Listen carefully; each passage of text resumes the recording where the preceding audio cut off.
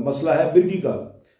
देखिए ब्रेन में कोई ना कोई वेन जो है ना वो उसका मतलब राब्ता मुनक़ता हो जाता है, कोई ब्लॉकेज आ जाती है जिस वजह से आपके बच्चे को ये प्रॉब्लम आ रही है। अक के फूल होते हैं, अक जो है ना इसको फूल लगते हैं मुख्तलिफ मौसमों में। अब मिल जाते हैं तकरीबन आम मौसम में। अगर आपको नहीं मिलते तो किसी पंसारे से खुश्क जो है ना फूल वो ले सकते हैं। फूल के अंदर एक लौंग नमा एक टुकड़ा होता है छोटा सा, उसको हम अक का कर्नफल भी कहते हैं।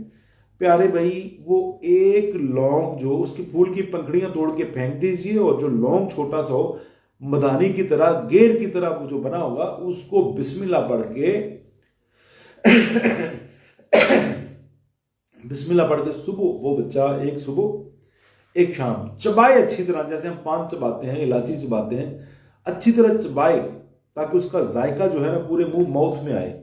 और ऊपर से दूध का कप या दूध पत्ती का कप उसमें ऑलिव ऑयल का चम्मच डाल के तो सुबह शाम एक एक इस्तेमाल करें। जब एक वीक इस्तेमाल कर लें तो फिर 4 दिन स्टॉप कर दें, फिर एक वीक करें।